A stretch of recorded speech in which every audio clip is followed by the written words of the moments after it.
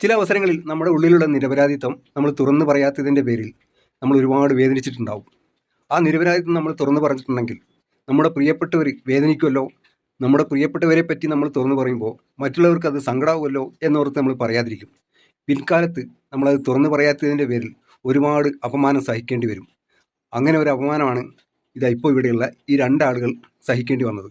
ഒന്ന് നമ്മുടെ പ്രിയപ്പെട്ട മാവേലി ആ കാലത്ത് പറ്റില്ല എന്ന് പറഞ്ഞിരുന്നെങ്കിൽ അദ്ദേഹം പിൻകാലത്തും ജീവിച്ചിരിക്കുമായിരുന്നു. അതിന് അദ്ദേഹത്തിന് കഴിഞ്ഞില്ല.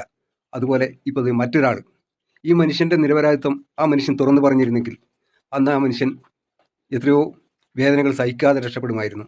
സ്വന്തം മകൾ പോലും ആ മനുഷ്യനെ തള്ളിപ്പറഞ്ഞ് അപമാനിച്ചു കഴിഞ്ഞു. അങ്ങനത്തെ ഒരു അവസ്ഥ വരുത്തി തീർത്തത് അത് തുറന്നു പറയാത്തതിൻ്റെ പേരിലാണ്. അപ്പോൾ ചില കാര്യങ്ങൾ നമ്മൾ ഇതേപോലെ കുടഞ്ഞ് കളയണം.